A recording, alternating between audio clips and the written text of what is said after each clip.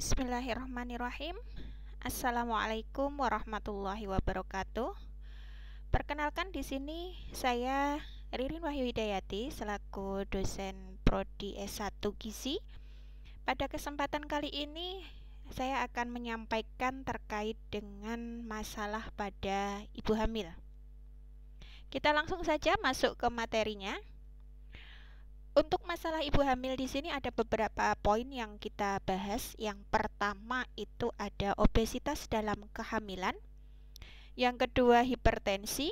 Yang ketiga diabetes gestasional. Kemudian nanti kita juga akan membahas kehamilan kembar atau gemeli, HIV dan AIDS pada kehamilan, serta yang terakhir nanti ada eating disorder. Oke, kita lanjut ya, satu persatu dulu. Yang pertama di sini ada obesitas pada kehamilan. Ketika adik-adik sekalian perhatikan, obesitas ini menjadi salah satu faktor yang semakin ke kanan di sini ya. IMT-nya semakin ke kanan, semakin mendekati ekstrim obesitas. Itu faktor-faktor atau kejadian yang bisa mengikuti ada gestasional diabetes maupun hipertensi. Jadi kalau adik-adik perhatikan, ini semakin ke kanan itu IMT-nya semakin besar gitu ya. Ketika adik-adik perhatikan juga resiko diabetes pada orang yang obesitas itu dilihat IMT-nya semakin banyak, dia juga resikonya semakin besar. Nah, begitu juga dengan kejadian hipertensi gitu ya. Hipertensi juga seperti itu. Jadi semakin besar IMT atau semakin besar kejadian obesitasnya, hipertensi di sini juga semakin besar. Ya. Oke. Selanjutnya, apa toh sebenarnya yang menjadi tanda obesitas pada kehamilan? Yang pertama itu adalah kadar gula darah meningkat atau hiperglikemi. Yang kedua, ketika kita melakukan pemeriksaan laboratorium akan tampak peningkatan C-reaktif protein ya. Dan di sini sebagai salah satu penunjuk adanya peradangan. Laboratorium yang lain ketika kita cek juga ada peningkatan kolesterol, LDL dan trigliserid. Dan ada juga penurunan HDL. Ketika kita melakukan vital sign, ya, salah satunya itu dengan pengukuran tekanan darah, akan diperoleh tekanan darahnya meningkat. Dan ketika kita melihat kondisi tubuhnya ada resistensi insulin. Nah, tanda-tanda obesitas ini tadi ya dalam kehamilan, ini kalau kita diagnosa lebih mendalam itu bisa beresiko pada diabetes gestasional atau bisa saja terjadi hipertensi dalam kehamilan. Nah, sekarang apa kira-kira dampaknya gitu ya? Dampak dari obesitas pada kehamilan itu yang pertama, resiko kematian pada bayi itu lebih tinggi. Kenapa begitu? Ini berkaitan dengan kejadian bayi besar serta faktor cara persalinan gitu ya, lahirnya nanti harus dengan SC. Nah, kenapa resiko semakin besar? Karena ketika orang gemuk gitu ya, obesitas dalam kehamilan, bayinya itu juga nanti akan beresiko besar gitu ya. Bayi besar itu hanya bisa dilahirkan lewat seksio sesaria. Jadi kalau normal bayi besar itu jarang dilakukan. Biasanya bayi besar itu langsung diterminasi atau dilahirkan melakukannya dengan seksio sesaria.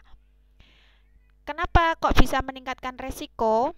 Karena bayi besar ini kalau dilahirkan melalui pervagina itu bisa saja terjadi namanya fraktur klavikula ya. Jadi mungkin untuk janinnya gitu ya, untuk bayinya bisa terjadi fraktur klavikula.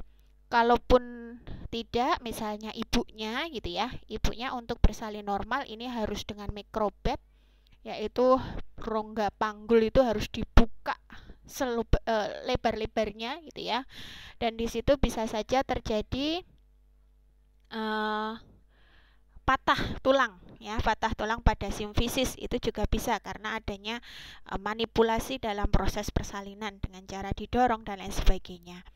Nah, sehingga disitulah mengakibatkan resiko kematian bayi besar karena bayinya bisa terhimpit gitu ya. Secara lebih lanjutnya, bayi yang sudah lahir itu tadi juga beresiko terjadi yang namanya obesitas juga. Kemudian diabetes pada saat dewasanya itu juga bisa terjadi. Nah, selanjutnya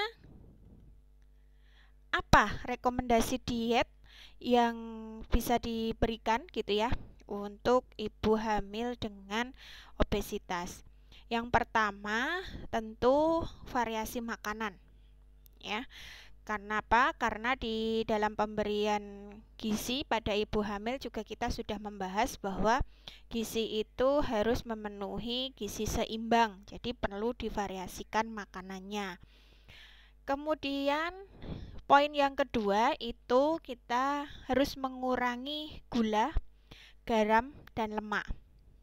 Dikurangi gula karena gula ini nanti akan mempengaruhi di dalam proses kegemukan kita. Lemak begitu juga, jadi lemak itu nanti bisa disimpan di dalam tubuh gitu ya, sehingga deposit lemaknya makin banyak sehingga dia bisa mengakibatkan lebih gemuk lagi. Jadi ini harus dikurangi. Kemudian peningkatan asupan kalsium dan vitamin D. Ini diambillah dari makanan-makanan yang mengandung cukup banyak kalsium dan vitamin D. Oke.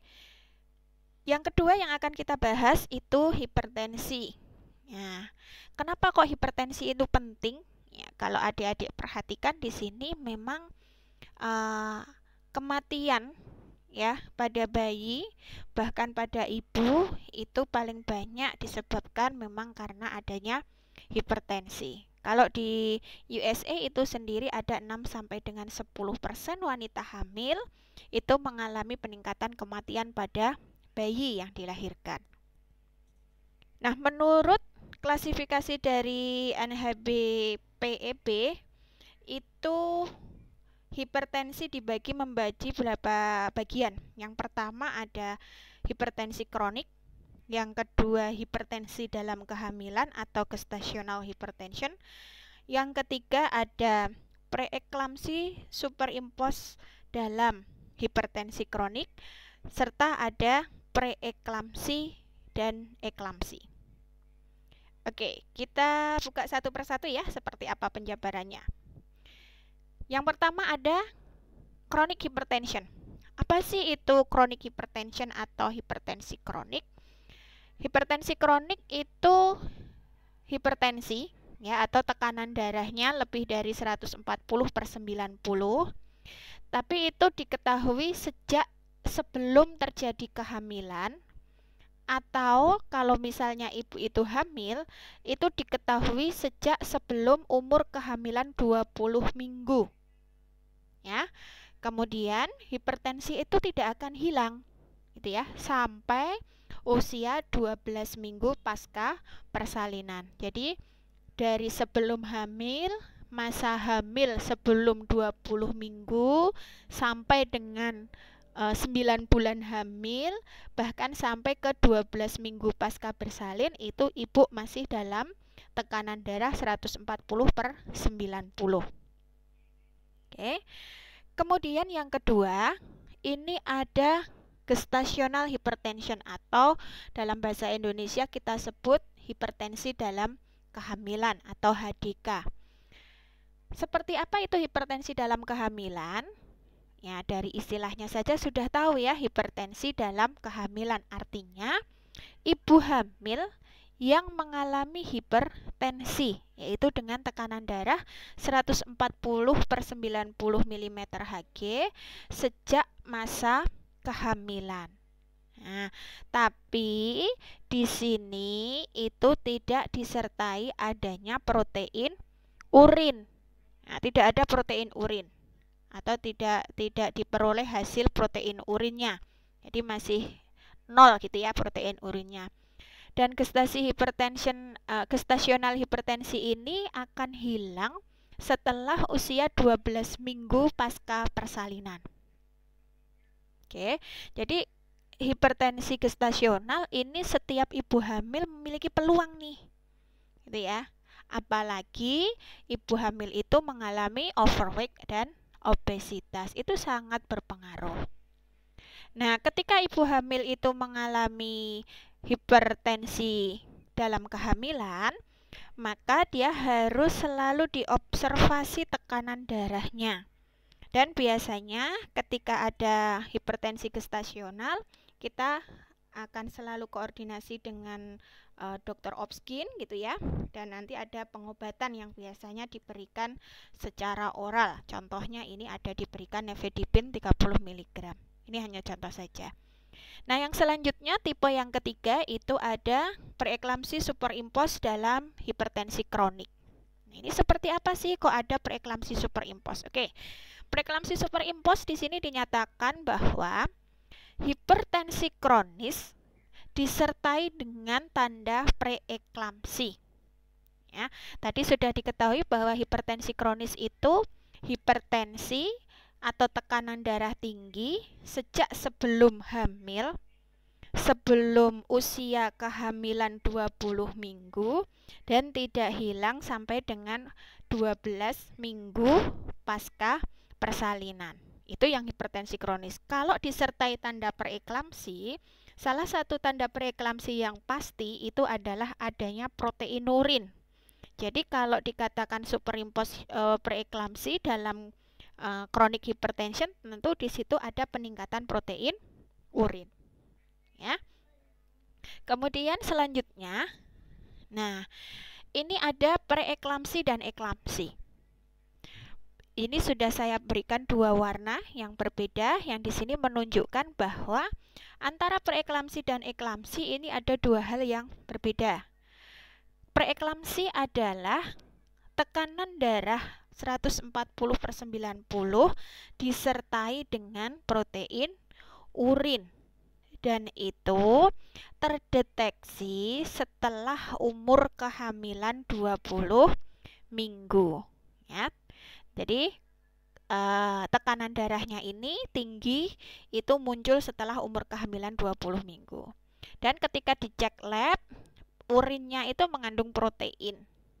Ya, berbeda dengan eklamsi. Kalau eklamsi itu jika kondisi preeklamsi ini tadi tidak ditangani dengan baik, maka akan terjadi tanda seperti kejang. Ya, bisa juga terjadi koma. Ini selama sebelum kehamilan, dalam kehamilan atau pasca kehamilan itu ya. Jadi dari sebelum hamil sampai dengan masa persalinan itu bisa terjadi eklamsi. Oke. Nah, preeklamsi sendiri ini sebenarnya dibagi menjadi dua, yaitu ada preeklamsi ringan dan preeklamsi berat. Yang dikatakan sebagai preeklamsi ringan yang kita menjadi titik perhatian itu adalah protein urinnya. Protein urinnya untuk preeklamsi ringan itu lebih dari sama dengan 1 dipstick. Ya, positif 1 gitu ya. Tapi kalau yang dikatakan eklamsi berat itu nanti tekanan darahnya selain tadi, kalau yang ringan kan tekanan darah 140/90 gitu ya, kurang lebihnya. Tapi kalau preeklamsi berat itu tekanan darahnya sudah lebih dari sama dengan 160/110 mm/Hg. Protein urinnya pun ini bisa ke positif 3, positif 2, 3 gitu ya. 2 atau 3 itu bisa masuk ke dalam preeklamsi berat. Dan tanda selanjutnya itu ketika kita melihat jumlah urin yang keluar, itu urin bisa hanya kurang dari 500 cc dalam 24 jam. Nah, ketika kita mendapatkan ibu hamil dengan preeklamsi berat, maka kita bisa perhatikan di situ apakah kategori PEB-nya itu impending eklamsi atau PEB tanpa impending eklamsi. Nah, nanti akan kita berikan tindakan di situ. Apakah dia harus terminasi segera? Terminasi itu dilahirkan ya. Dilahirkan segera, atau mungkin di situ masih bisa dilakukan bed rest atau istirahat total di rumah sakit gitu ya, dengan pemenuhan nutrisi yang bagus, yang sesuai pada kondisi preeklamsi sambil menunggu janin itu matang begitu. Kemudian ini, apa sih faktor yang berhubungan dengan peningkatan resiko preeklamsi? Yang pertama itu bisa saja terjadi karena kehamilan itu kehamilan primi atau kehamilan pertama. Bisa saja karena dia memiliki riwayat preeklamsi sebelumnya. Bisa juga terjadi pada usia yang lebih dari 40 tahun. Ya, image bodinya atau IMT-nya lebih dari 35, ya kan? Kemudian riwayat keluarganya juga memiliki hipertensi, kemudian diastoliknya, diastolik yang bawah ya, diastoliknya itu bisa lebih dari 80 mm Hg, ada protein urin gitu ya. Itu. Jadi ketika ada resiko seperti ini itu sangat ketika ada orang yang memiliki faktor seperti ini itu sangat berisiko terjadinya preeklamsi gitu ya. Kemudian di situ apa outcome yang relevan gitu ya ketika ibu hamil itu mengalami preeklamsi selama kehamilan. Yang pertama, untuk ibunya itu bisa terjadi kelahiran lebih cepat gitu ya. Kemudian ada masalah pada ginjal, ya, kerusakan ginjal gitu ya, karena ketika rusak ginjal tentu tadi ya protein urin itu akan keluar dari ginjal. Nah, kemudian untuk bayinya itu mengalami gangguan tumbuh kembang. Ya, atau di situ yang kedua respiratory distress atau gangguan pada pernapasan.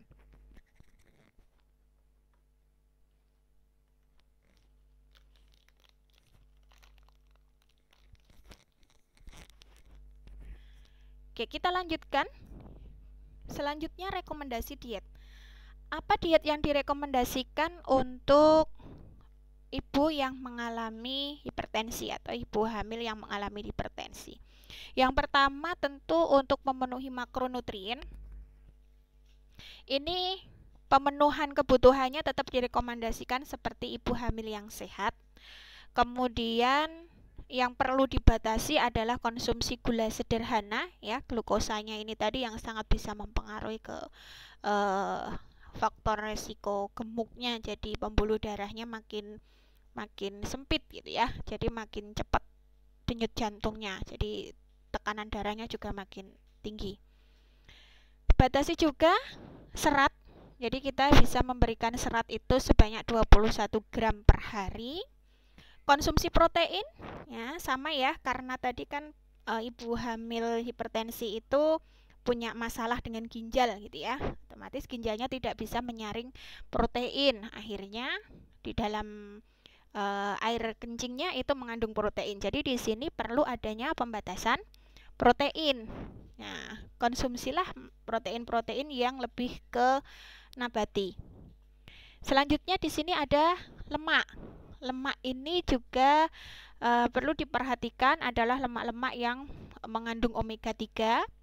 Kemudian kita juga mengurangi makanan yang mengandung natrium dan diet rendah garam gitu ya, karena natrium ini juga mempengaruhi di dalam keseimbangan asam basanya, cairannya, yang bisa memicu juga meningkatnya tekanan darah gitu ya. Garam ini bisa dikurangi. Kemudian untuk jenis-jenis makanan yang mengandung vitamin D, E, C, dan kalsium ini bisa ditingkatkan karena vitamin-vitamin tersebut merupakan antioksidan. ya, yang dapat mengurangi resiko terjadinya preeklamsi. Oke, itu untuk hipertensi dalam kehamilan. Oke, next. Yang ketiga adalah gestasional diabetes. Ya, apa sih yang dimaksudkan dengan gestasional diabetes? Tadi ya, kan sudah diketahui bahwa gestasional diabetes itu berbeda dengan diabetes mellitus. Karena apa? Kalau gestasional diabetes ini tentu diabetes yang terjadi pada ibu hamil. Dan pada setiap ibu hamil itu punya resiko yang sama, ya, punya peluang yang sama untuk mengalami diabetes gestasional. Ya, biasanya ini terjadi pada umur kehamilan 24 sampai dengan 28 minggu. Nah, namun akan lebih banyak beresiko ketika ini ibu hamil itu gestasional diabetes pada obesitas. Jadi ibu hamil sebelum hamil itu EMT-nya sudah tinggi, ibunya sudah obesitas, itu kemungkinan besar dia mengalami gestasional diabetes. Nah, gestasional diabetes ini didiagnosa berdasarkan dari kadar gula darah. Ya, kadar gula darahnya ini kita bisa lihat di sini. Awal pemeriksaan, kemudian 1 jam, 2 jam, kemudian 3 jamnya, ini berdasarkan data seperti ini. Oke. Apa sih faktor resiko diabetes gestasional? Ini secara singkat dan yang sering terjadi itu adalah memiliki berat badan berlebih. Jadi tadi masalah yang pertama obesitas dalam kehamilan tadi ya. Itu kelebihan berat badan itu juga sangat beresiko terjadi diabetes gestasional. Sebelumnya ibu tersebut memiliki riwayat hipertensi, itu bisa saja terjadi. Kemudian pernah mengalami diabetes gestasional pada kehamilan sebelumnya hingga PCOS atau polycystic ovarium syndrome. Ya, ada polip atau ada kista gitu ya di dalam ovarium. Oke, next. Ini resikonya gitu. Faktor resiko ini tadi ya, salah satunya ada obesitas, ada underweight usia lebih dari 35, riwayat sebelumnya mengalami diabetes, kemudian riwayat persalinan sebelumnya itu pernah mengalami bayi besar atau lebih dari 4.500, kalau disebutnya biasanya baby giant gitu ya, atau bayi raksasa. Ya, saking besarnya ini ya. Oke. Kemudian apa rekomendasi diet untuk ibu yang mengalami diabetes?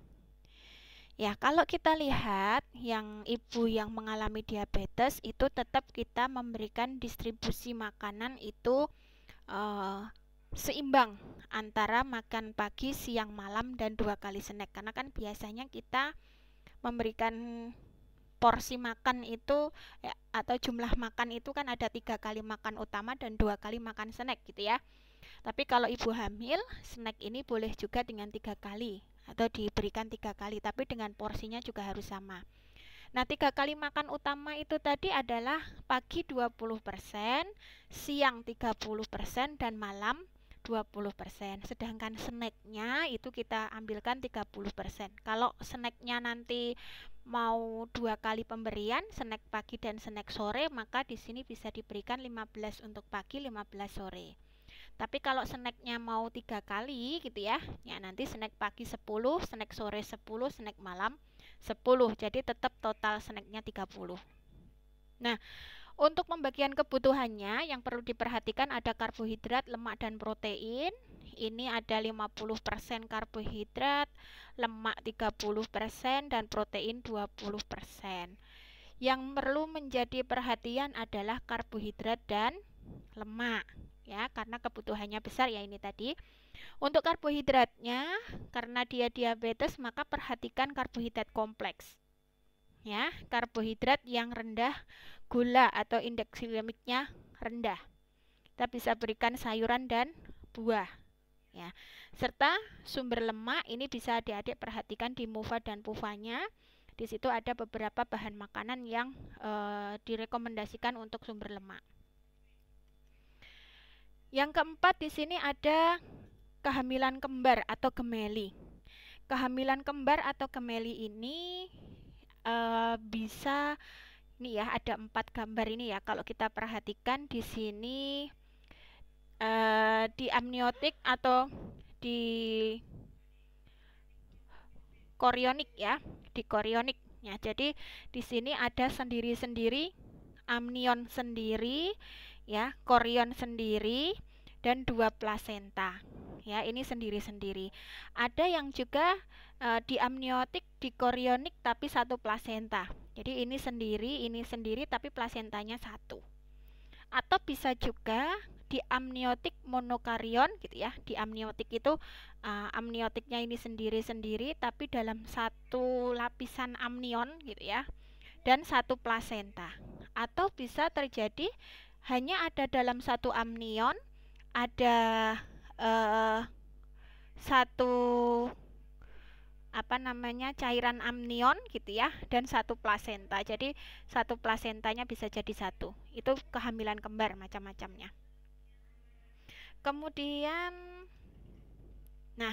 ketika gemeli atau kehamilan kembar itu yang perlu kita perhatikan kenaikan berat badannya. Beda ya, kehamilan kembar yang 2 ataupun 3 atau mungkin lebih gitu ya.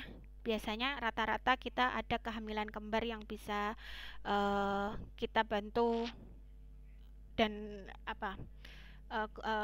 kemampuan hidupnya lebih tinggi ketika ada kehamilan kembar itu 2 maupun 3. Sehingga pada kehamilan kembar 2 itu paling tidak ada kenaikan setengah kilogram per minggu atau 0,7 kg per minggu untuk trimester 2 dan 3. Sedangkan untuk kehamilan 3 ya, triplet, itu sekitar kurang lebih 0,7 kg per minggu. Nah, kalau kita perhatikan gemeli itu tentu nanti persalinannya tidak seperti janin tunggal gitu ya. Kalau janin tunggal itu kita bisa melakukan persalinan di umur 39 sampai dengan 40 minggu. Dan di situ resiko berat bayi lahir rendahnya masih sangat kecil atau 6% ada resikonya juga. Karena faktor lain juga mempengaruhi gitu ya. Nah, namun ketika kita kembar 2 atau kembar 3, ini tentu kita tidak bisa melahirkan bayi itu harus 39 atau 40 minggu. Ya. Biasanya kalau kembar 2 itu kita bisa melahirkan di usia 37 minggu dengan resiko BBLR sekitar 54%. Karena apa? Karena rata-rata berat bayi yang dilahirkan per bayinya itu sekitar 2400 gram. Ya, karena 2 ya nanti 1 2400, yang 1 2300 misalnya, itu bisa salah satunya seperti itu. Kalau triplet atau 3 itu bayinya rata-rata sekitar 1800-an dan kita bisa terminasi atau rata-rata usia gestasinya atau usia kehamilannya dan lahir itu di usia 33 sampai 34 minggu. Dan di sini sangat beresiko karena beratnya hanya 1800, maka di sini sangat tinggi kejadian BBLR-nya. Oke. Apa yang perlu diperhatikan untuk rekomendasi diet pada ibu yang gemeli? Ketika yang namanya ibu hamil gitu ya, kenaikan kalori tentu pasti dibutuhkan. Jadi untuk yang gemeli ini tetap ada tambahan lagi selain yang normal gitu ya. Yang normal sudah ada hitungan, menghitung TEE-nya seperti apa ya. Kemudian di situ kita masih membutuhkan 150 kilokalori per hari, lebih banyak dibandingkan dengan yang tunggal, janin tunggal. Kemudian kita juga masih lebih banyak cakupan Fe dan asam folat. Ini ada tambahannya. Begitu juga ketika kita nanti memerlukan porsi makan ya. Porsi makan dari karbohidrat, sayur, buah, lauk hewani nabati, tentu jumlah porsinya juga akan lebih banyak dibandingkan dengan yang janin tunggal. Oke. Yang kelima, ini ada HIV/AIDS dalam kehamilan. Nah, ketika kita berbicara HIV/AIDS, ini tentu kita langsung akan berpikir pada apa? Status gizi. ya, atau infeksi atau imun, ya, kekebalan imun, karena yang namanya HIV atau AIDS itu kan yang diserang adalah imunitas. Jadi ketika kita berbicara HIV atau AIDS dalam kehamilan, tentu secara umum kita bisa berbicara tentang status gizi pada ibu hamil tersebut kurang, ya, karena adanya HIV. Imun tubuhnya berkurang karena digunakan untuk selalu melawan dan melawan infeksi yang masuk ke dalam tubuh karena virus ini tadi. Oke, karena untuk melawan itu tadi dia memerlukan banyak zat gizi. Kenapa? Karena dia sudah banyak kehilangan zat gizi yang digunakan untuk melawan infeksi. Yang dibutuhkan juga dia karena kehilangan massa otot, karena status gizinya kurang tadi, massa ototnya dia akan berkurang. Sehingga apa? Perlu di sini nutrisi yang ekstra. Ya, kenapa kok nutrisinya ekstra? Ya, agar nanti si ibu tadi tidak mengalami masalah lain atau masalah yang memperparah status gizinya. Ya, karena HIV/AIDS itu kan rawan dengan adanya diare, kurus, ya, CD4-nya itu menurun, ya, kadar albuminnya juga kurang stabil, menurun, gitu ya. Ini juga perlu ekstra nih zat gizi yang dikonsumsi atau nutrisi yang harus masuk dalam ibu hamil. Karena apa? Resiko pada kehamilan dengan HIV itu yang pertama, bayi nanti akan bisa lahir prematur, ya, prematur dan cacat ataupun dia berat bayinya kurang, karena ini tadi ya yang mempengaruhi status gizinya tadi ya. Status gizi yang kurang itu kan ibaratnya saja kayak kita nanam tanaman gitu ya. Rahim itu sebagai tanahnya, tanaman sebagai janinnya. Ketika tanaman itu kita tanam pada tanah yang subur, maka tanaman itu akan tumbuh subur. Ya, seperti juga pada ini janin gitu ya. Ketika janin itu menempel pada uterus yang subur, maka di situ bisa saja terjadi kehamilan dengan baik. Janin akan tumbuh dan berkembang sesuai dengan grafik pertumbuhannya. Tapi ketika rahim itu tidak subur, ya, atau di ibunya mengalami masalah gizi, otomatis rahimnya nggak subur gitu ya. Janin yang nempel ini juga akan memiliki kekurangan makanan. Ya, ketika kurang makanan, bisa saja dia nanti lahir prematur. Bisa saja karena kurang zat gizinya tidak mencukupi, bisa saja pada saat trimester 1 organogenesis, embriogenesis ini tidak sempurna. Jadi lahirnya bisa mengalami kecacatan. Andai kan pada saat embriogenesis dan organogenesis tercukupi semuanya, belum tentu nanti pada trimester 2 dan trimester 3 dalam proses janin atau proses fetus itu memenuhi. Jadi nanti bisa lahirnya BBLR atau beratnya kurang.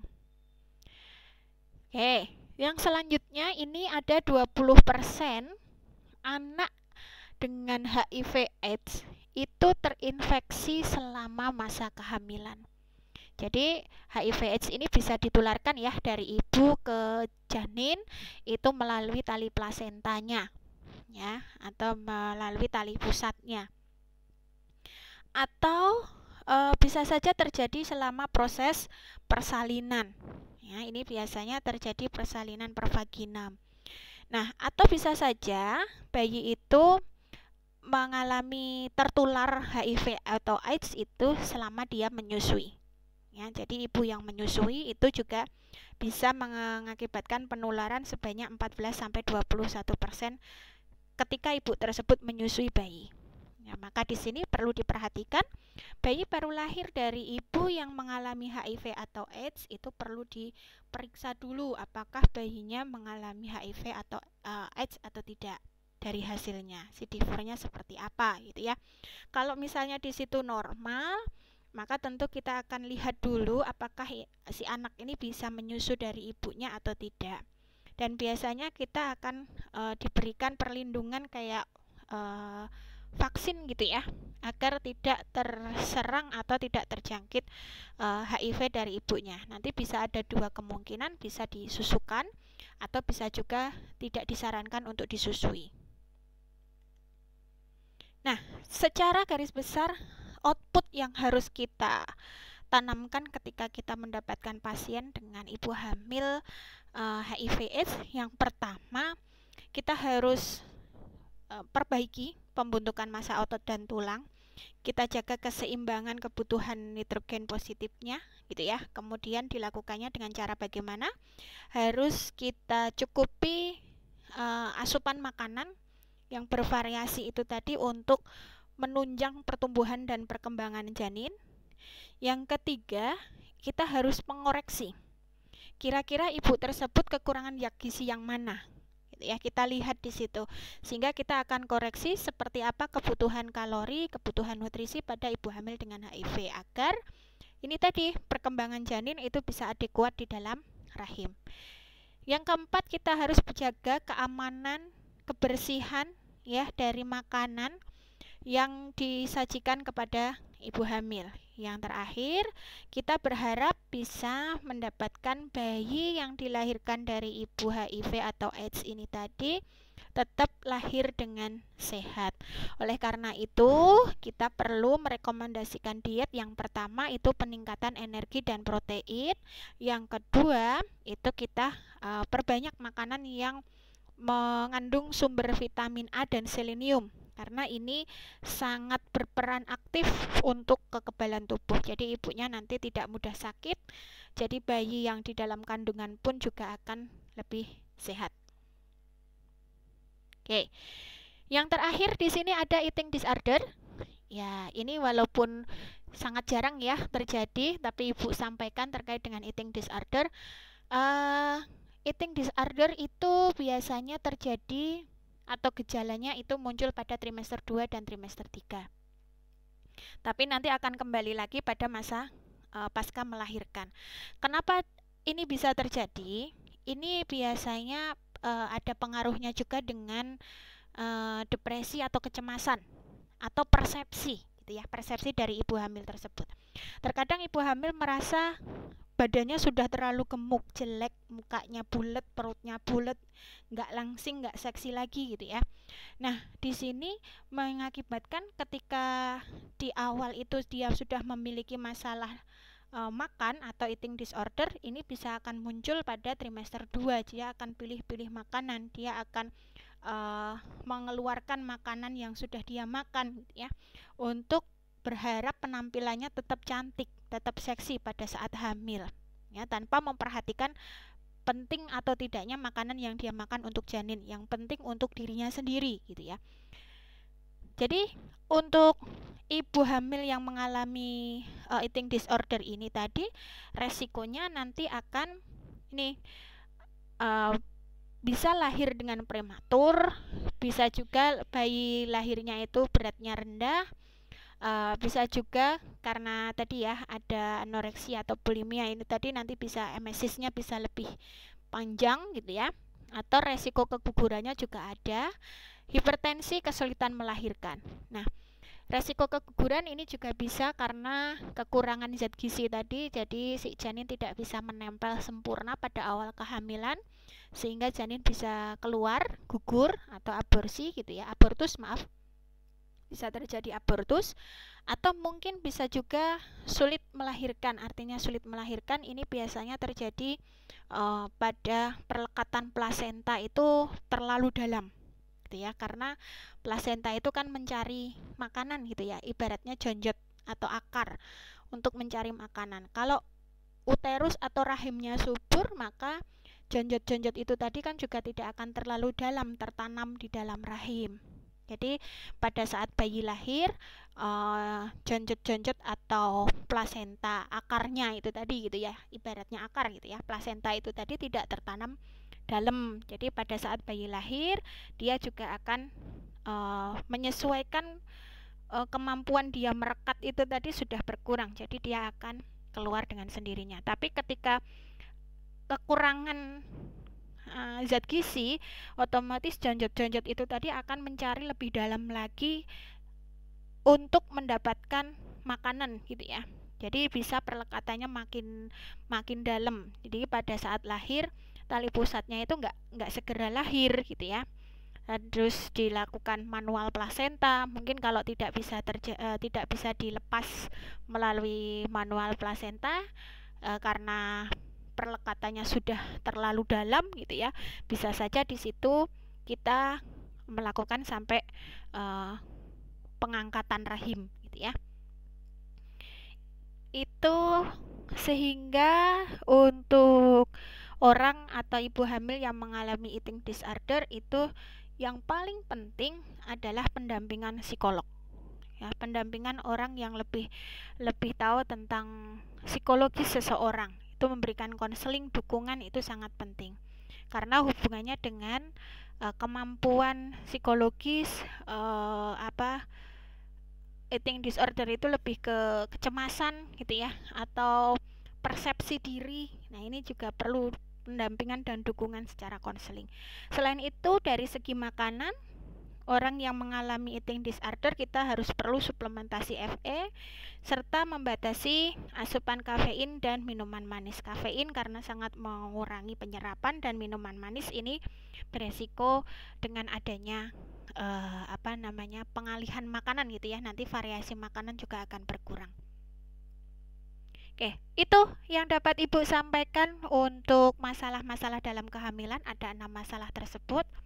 Dari sini kita bisa melihat berdasarkan Quran surat An-Nahl 114, kita diharapkan bisa makan makanan dan minuman yang halal ya, dan mana itu merupakan rezeki dari Allah Subhanahu wa taala kepada kita dan perlu kita syukuri, sehingga di dalam proses kehidupan karena di sini masa kehamilan ya, dari kehidupan si ibu dan si janin yang ada di dalam perut itu nanti bisa tumbuh dan berkembang sesuai dengan grafik perkembangannya. Terima kasih atas waktu dan perhatiannya. Cukup itu yang dapat Ibu sampaikan. Saya akhiri. Billahi fisabilil haq fastabiqul khairat. Assalamualaikum warahmatullahi wabarakatuh.